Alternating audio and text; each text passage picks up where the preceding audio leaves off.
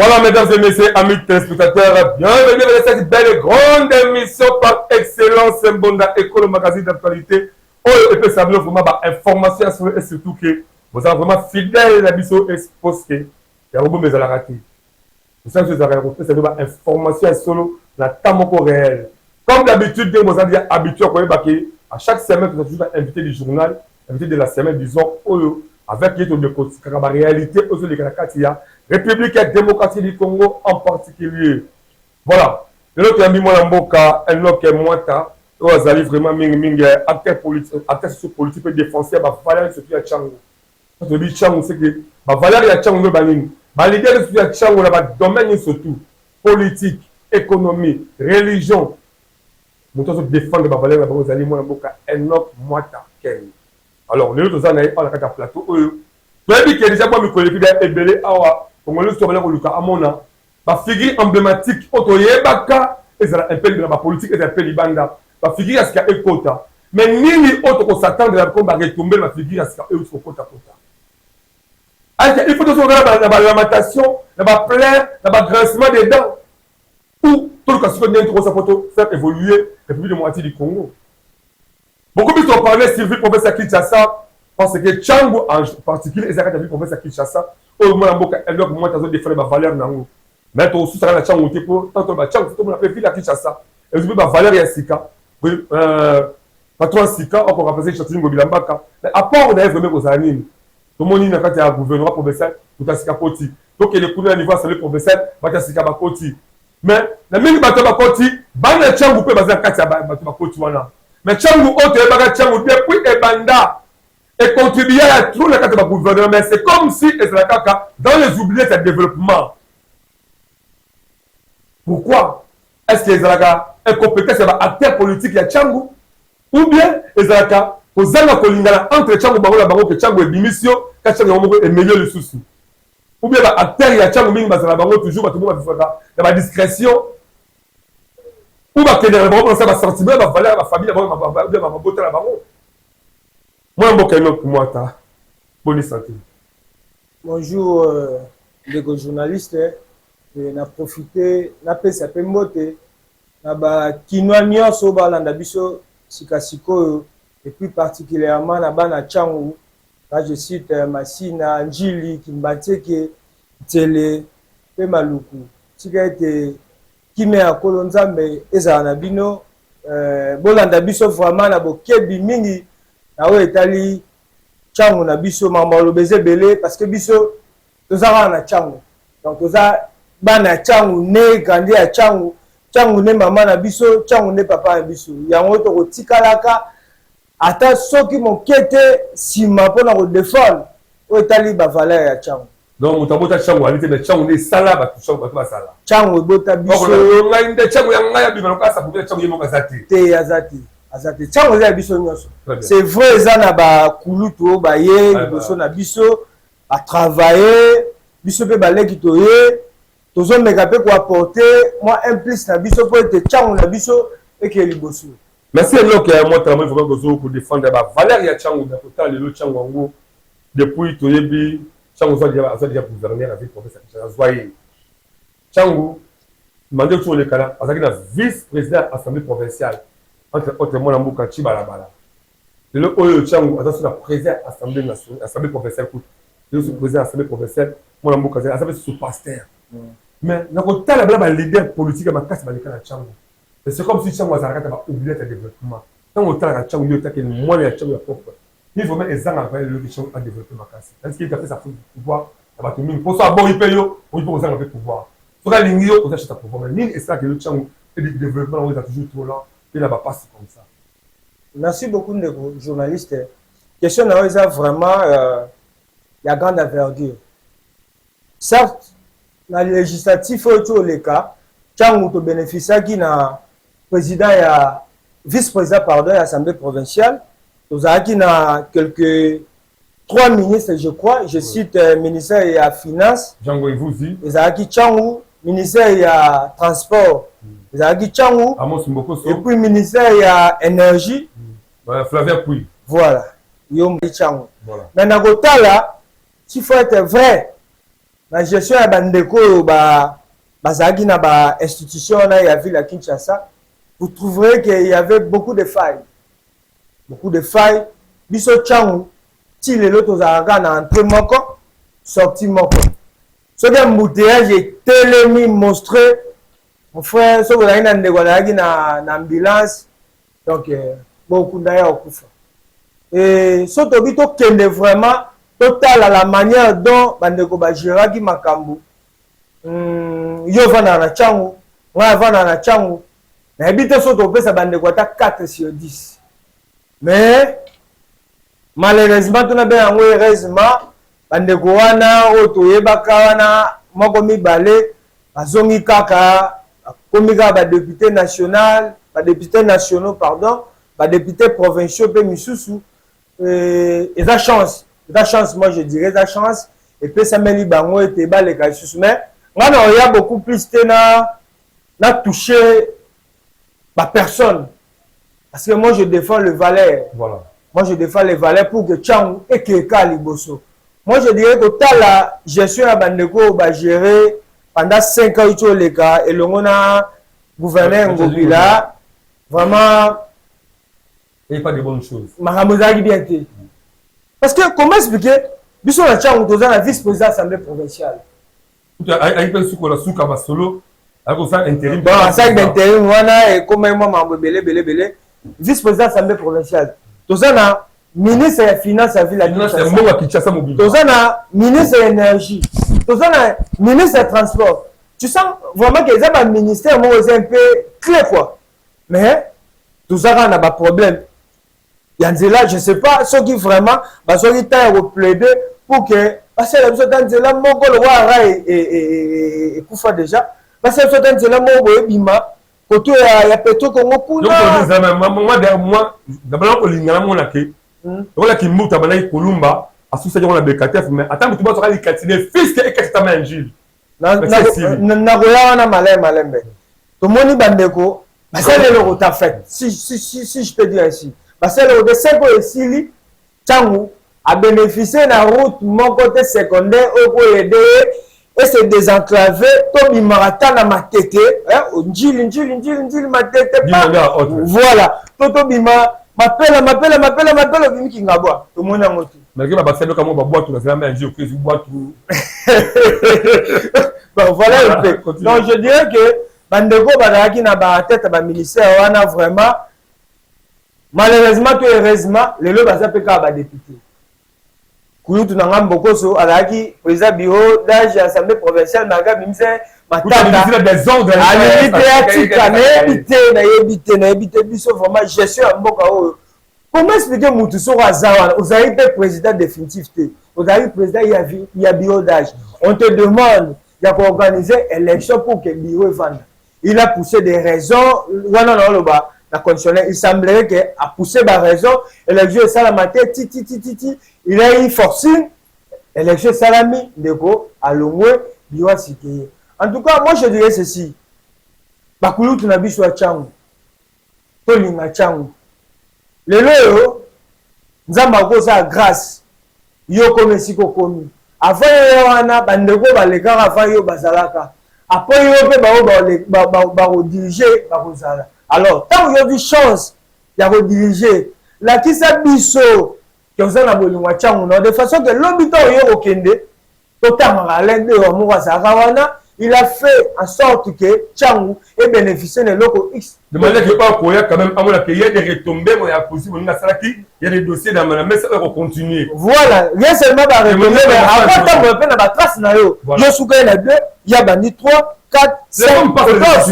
voilà, quand on souka wana de comme ça il y a 6 7 8 c'est comme ça ba dirigeant mboka. Mais au biso to mona donc zéro comme à zéro. Éternel recommencement. Était toujours bandela kaka, toujours bandela kaka to bandela ngonga na osenga excusez, yango na osenga na tata mokonzi ya ville ya Kinshasa asikaye et acha vraiment aluka vraiment ba animateur ya malonga oyo ba ko accompagner na kati ya gouvernement provincial ya Kinshasa.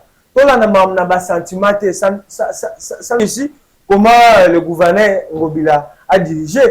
En tout cas et ça n'a des choses belé qu'on peut pas parler ici parce que Kinois Nyo Sovan na Kinshasa ayebi comment la gestion de la ville à Kinshasa zagi. Na on sait ngana tata mokonzi ya sika ya ville à Kinshasa moi mboka Daniel Bumba et le ngona oyazo accompagner moi mboka Edi Langi mo Edi Molangi pour comprendre ça pas comment to mesana bango eza ye moi sika et je pense que koyana bango vraiment batala bandeko nini bango tchaba accompagner bango surtout dans le ministère où ils ont clé du site transport, finance, ministère, il y a quoi ça? Il y a sécurité, ministère, il y a environnement. Voilà, et ça. Côté intérieur. Voilà, ministère intérieur, pardon. Et ça, le ministère où nous avons vraiment battu au bazar, homme de terrain, bazar compétent de façon que éradiquer le phénomène net kuluna, et salubrité, salité, vu la Kinshasa, c'est tout ça. Voilà,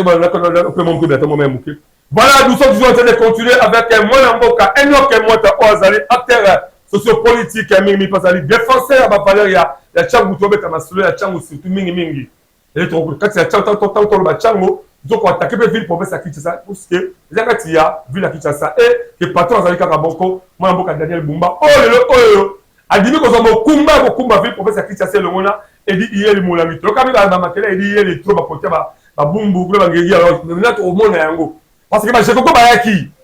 Je reconnais Kingabo champion. Allez, Babali ma fleur na boulevard là, mais Sukapi. OK, à la boulevard Lumumba, au retard boulevard Lumumba. Maman bende ko ministère de Bamoko de Maki de na Katia, hein, la caisse à l'état. Le comment et baby Samata, c'est comme si ba tiaka la projet à Papa Roma. Papa Roma ya côté à mon laisser que zonga na tout par terre. Donc baby Samata l'état, le makabo est incapable. C'est ça ton ligne à monter. Le autorité sika beaucoup de sika wana.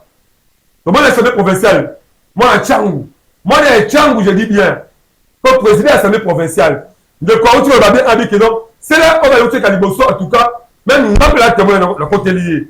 En tout cas on peut ça même 4 à 6 boutazate.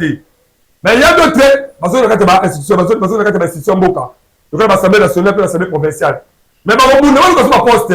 Moi la Mboka Daniel Bumba. Nous avons parce que tu condamné, mais on condamné les alités. Condamnation de Bombi. Tout ça, c'est tout le monde clair qui t'a ça et bonga. Mais au conseil de la banane, tu as faut bénéficier pour la cassia. Si tu l'as fait, si voilà.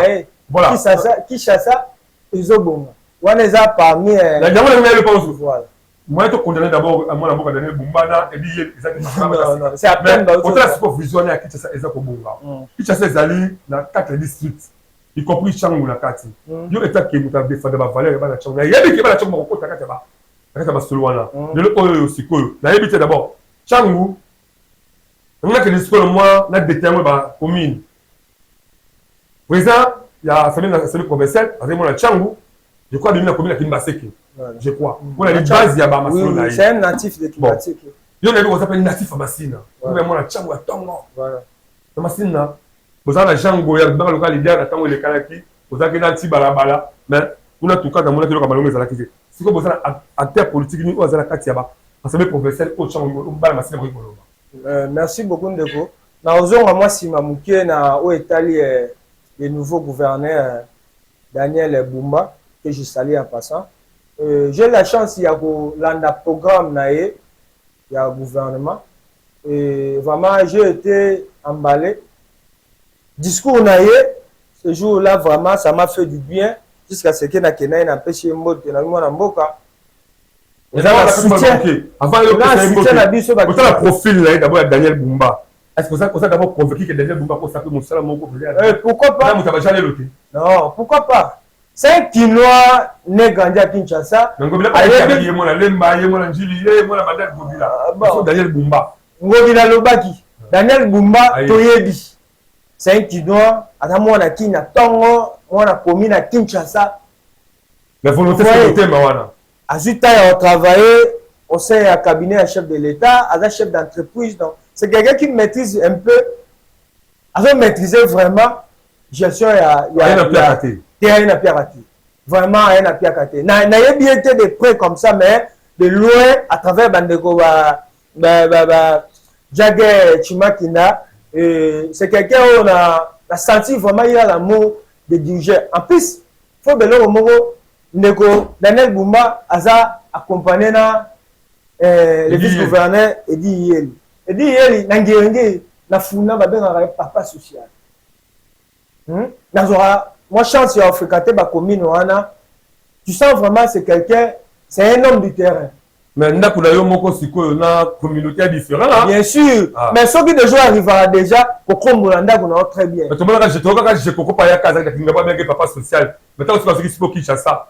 Mais c'est comme si c'est un langage va sentir pas moi là que il y a une personne du nom de Jekoko mais après bon na okota vraiment na ba biloko wanti andeko na nga ya kulutu na nga Jekoko que je respecte beaucoup.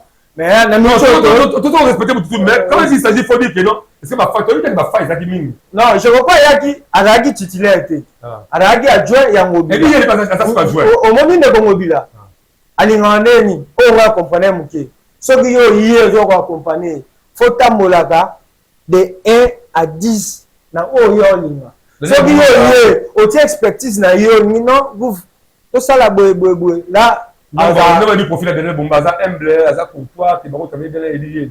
Mais azaka humble quand c'est ça mboko qui chasse ça ni ebonga azaka humble Daniel Bumba aza technocrate ndeko Edi Yeli aza homme de terrain. Tu vois déjà symbiose wana mi balé wana déjà ça va créer quelque chose pour que lobby Kinshasa vraiment tout le monde en vraiment mais c'est quoi la caméra mais c'est quoi la caméra voilà tout ça Daniel Bumba tout ça Edi Yeli baza bango balé wana pour donner mon pour notre bonne expertise dans la terrain mais la profil la bango on a immédiatement dit que le bango ni balé c'est parti moi mboka Daniel Bumba biso ba kinois to s'appelle na yono comme gouverneur ya ville à Kinshasa.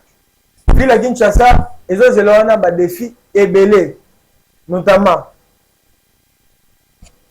salité eza trop na Kinshasa trop biso na masina so termine parti à 17h 18h na so de Mouta Pascal au tali pour no bi o to na Kinshasa to za défi ya kuluna vous le savez bien oza vraiment na kino da dikando yo mo ebi to zela yo éradiquer phénomène yo ya kuluna malgré to ebi que non oza ba compétence à pouvoir za attribuer au retravailler en collaboration avec le gouvernement central. Donc insalubrité kuluna embouteillage so lité la biloko wana biso ba kinois donne la peau na yo to pesa o chance de façon que maintenant na yo eza toujours frustré. Très bien. Voilà les alibas conseils bon combat directif mo kito comme mboka. Un autre mois après si gouverneur a vu professeur Kinshasa mais tu peux lier l'été bazana ye ba travailler na symbiose voilà siko lier oyo ko bi depuis kala papa social ben na quand même siko vu la Kinshasa ba ko papa social. Mais quand je parle de Daniel Bumba je vois directement bazaye baomi balé ba travailler en collaboration et dit landoré la gouvernement a photo sala boye mon machine za komi mo boye photo sala boye to réussi ba sali boye si très bien merci pour la ligne voilà to solo ni ngete na kamba bona boka Daniel Bumba wazali gouverneur ville Kinshasa le gona Edi Yeli Molangi wazali adjoint nae maintenant to kima mbango siko na masina na on ngava to ka masina on sait na mwana mboka écrit mateta aba c'est le mamuke la masina autotaki d'abord bien pour ba séparateur ba séparateur mais ba la masina tout ba la chambre en général c'est comme si ba pour respecter vraiment ba valeur on a été on va maman ba sauter na séparateur à sauter au banga tête que mais oh parce que alors les Kezali ba on a ba plateau et on revient juste après si c'est plateau auto continuer dans mon mboka un autre mois c'est parti la régie bakongolais ebele bayebaka na bango ko respecter mibeko ya mboka te ata bakonzi ebele oyo bazali badécideur a na ville ya Kinshasa botunanga nini komona bango kutu batambolaka na bango sans unique moto kuta koloba na bango azalaka te mais loko tokamwisa biso population ya masina ya Kimbantseke njili kokatisa na bango mingi na baséparateur oyo ezali kopesa pasi makasi botala awawa tozali na Pascal mama oyo bozali komona azali mokolo tala papa oyo azali kokima mbango tala kutu wana amati likolo toyebi te soki alinga sala kebo to asala iko Coca-Cola ngana yo toyebi te tango biso mbonda eko tokitaki boyoka population ndenge balobaki na mikro na biso. eza mabete eza avantage na biso moko mais bamituka mosusu ozoyayaka nde moko mabe oya kolinga katisa bolelo soki mutuka etuti ye wana leta aloba ayebi wana te mpe boya tokatisa awa batia tosoti mutu akona mpo toleka na likolo yango omonaki lelo soki mutu etuti mutu aba leta deja aloba yango oyo aza kuna te wana eta makambo na biso motali biso moko mais balakisa aza bayoka te batiela biso deya esika kokatisa eza kuna mais bato baolingaka kokatisa na ndenge ya kibose esika boye kokatisa eza malamu te papa so batuti yake perte wana etaleli leta te tozosenga na population ya Masina Njili Kimbanseke boyeba kozwa so ya ntoto na bino po vi na yo eza vi na yo yebela de retour sur ce plateau exceptionnel ya magazine Mbonda Ekolo yo de ko c'est vraiment que oya ko passer la kati ya magazine Mbonda Ekolo to ko yamba vraiment maboko za ko fuma po plateau za vraiment pour la bino makamunde ko mota azoloba so ya biko za vraiment leader la kati ya changu so boni ke et c'est pas ni sioté au canela eto bameli banga na nzela au canela eto ma politique on bozana ngoko composer on est aux abana ngani au côté de la formation mais on peut préférer on la savoir que ba machette pour attaquer ba adversaire na yo te maman na mboka auto comme la gouvernement susu la mentalité est changée la mentalité comme on peut yango mais le autres besoin de mentalité ya sika et comme de manière que mboka et que les bosso moi mboka enough moi ta est-ce que pas na yo on tient l'élément là d'abord ça par rapport aussi à Katissa boulevard mais OK passerelle ezali la préfère Katissa bango ka sauter bon moi banga ba passerelle banga ba séparateur quand ko quitter la vitesse c'est bomi pe équilibre c'est comme si côté civisme les comportement na changu beaucoup plus dans Masina si ko zali na yebité d'abord Masina leader ni na Masina ozali makasi li ko sensibiliser ba na Masina pour ba kele bosso je dirais ceci otali d'habitude ni d'abord na Masina BBC ya makasi poser les province bana répondre à la question liboso otali civisme je pense que ça va Masina te maintenant les gens se basent parce que oui eza Kinshasa mbimba mais non sur le civisme moi je vais condamner gouvernement provincial et autres. Vous savez que la ville de Kinshasa a na charge wana ya ko sensibiliser batu na o etali ba notion élémentaire neti ya kokata goudron to macadam neti ya koleka likolo ya passerelle tout ça eza le dernièrement na en tête to pour on a biso il y avait quelque chose comme ça va ba 2 ou 3 jours kaka bazobela wana na mégaphone kataka nani babilo mo ba ya jawa voilà mais ça n'a pas pris du temps so landi ndeko wana banga futa ba bien. Moi je dirais que eza moins komogo la gestion de la chose publique moins komogo ezali OK c'est simple o che équipe moboé olobi atake na bourgmestre ya Masina yozara na pembeni ya bureau ya commune ya Masina passerelle les wana nous avons le droit de prendre nos frères 2 ou 3 bazagawana basensibiliser bandeko ke to katisaka to mataka na ba séparateur parce que ça bon on a foutu bango parce que beaucoup de côté que ça mbongo avec ton ata parler na yo pour le côté à pour to le pas quand même ça foutu ba l'état bon mais ça soit c'est tout rétrocession pour ton information la ville de Kinshasa a financé la gouverneur ya ville la Kinshasa pas bien rétrocession de soutien bon ouais ça a raison le financement aussi organisation interne de ça ngata ndako d'abord vous mettez ça il y a Masina comme on est en c'était Joseph j'espère hebanate nazana haine contre yete yo natif na to l'exa ba bougumès ya pona sa publicité na bangote le fait maman Anasine Mujinga ndeko Toussaint Kaputu je crois parmi bayumba wumela makasi mais moi na Masina nyonso so tuni ayebake Toussaint Kaputu maman Mujinga mais ndeko batie so na Masina habité non mona ta azalakate papa maintenant c'est comme moi mboka sikoyo bumba mboka bumba d'aller bumba du pouvoir par rapport à Bogoumé c'est tout wana omoni comme il y a député professeur omoni musala ya osala makasi eza na Kinshasa surtout na Tchango c'est que la sécurité on est aussi à part à Bogoumé parce que Tchango jour Tchango ekozwa mesure mo ya ko sa voler ya ko mata ça Kinshasa nde ebongi lelo toza fier d'avoir le pasteur Lévi Mbuta à la tête il y a l'Assemblée provinciale de la ville à Kinshasa. Bon, on dit, après quand on a Yabadadi, mais on loue cette décision, il y a l'élu provincial à Bisso, l'élu, c'est d'une fils, il y a Tchang, moi, il y a Toro à la tête de l'Assemblée provinciale. Mais oui, moi, je lui jette des fleurs, futur mandat à lui, ticket de mandat, 5 ans, au Nyonso, et ça, il y a des fous qui pour la ville à Kinshasa, mais on a Tchang, on a épée. Tout ça, Tozala munoro kangate pona lobaete masina njili kimbateke maluku ntele 5000 ils ont mérité belé la ville à Kinshasa.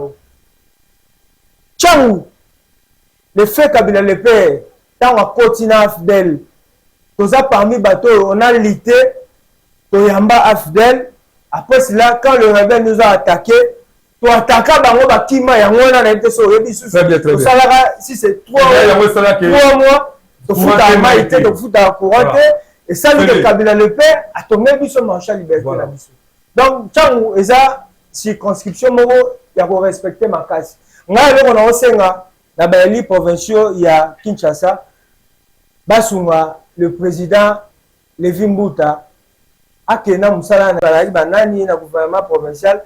Ça livre vraiment et le côté. Là, on doit le dire.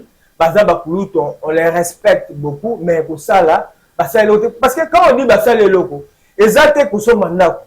Pour ce mandat, tu as le droit d'acheter parce que donc, ça pour l'intérêt commun. Oui! Exactement, il n'y a pas de 10 000 francs, 5 000, 10 000. On a fait la mendicité. Mais oui! Formation formée, pas comme très bien. Tolingi, le jeune, moi, je suis Nabiso Bazoya, tout le Nabiso Bazoya, je senti vraiment que non, je suis fier d'appartenir à la communauté au Yamassine. Voilà, mais ce que tu as dit, tu as souka vraiment la journée Nabiso, tu as souka la émission Nabiso, tu as la caméra wana, tu vas juste dans une minute de 30 secondes comme ça, mais tu lobby, au moins tu lobby. Le message que je veux lancer, dans moi, le gouverneur a vu la Kinshasa, adjoint naïe, puis la bandeko, on va faire l'assemblée provinciale pour constater. Bon, ça fait la machine, la Tchang en général. Merci. Valère surtout. Merci. Valère. Merci beaucoup, ndeko journaliste. Ça fait une ramasser. Bana masina, oza ya nabino, leki nabino, moi nabino, enoko mwata, les pacificateurs, les bonheurs ben ngai. Na le marate pour nous défendre le Valère, la Tchang. Na le marate pour nous dénoncer. Mambo ça a été Tchang tambola bien ti. Na banana na secteur sécuritaire. Na masina le est difficile pour que jeunes garçons ya 17 ans, 18 ans, 19 ans, 20 ans à tambola pendant une heure de temps à l'aise. C'est vrai, tout le monde a traqué parce que ont créé des désordre. Mais numéro 1 à la police à Massina. Quand on a tiré bandeko na terrain, on a désordre. C'est on va travailler avec beaucoup de sagesse, avec beaucoup de retenue. Parce que bizarrement, beaucoup de professionnalisme. Parce que bizarrement, on est innocent. On m'a appelé dernièrement. Petit nabiso moko boyaza na asa faut présenter examen d'état ba ye ba bimisi ka kuluna pa bazie pa ke pa na micho to ba petwana asa na kanya makasi vraiment ce genre d'arrestation arbitraire les qui toko soki mokiete na sengi na bana masina to soutenir bateau ba moni que ba ko apporter un plus pour que masina na biso ok liboso ngai wa bino na lobiete na masina to za 3 députés provinciaux o babima bandeko na biso baya na biso baleki na biso bref to soutenir ndeko na biso o to moni que non azana ba idée ya malongwa pour na masine na biso.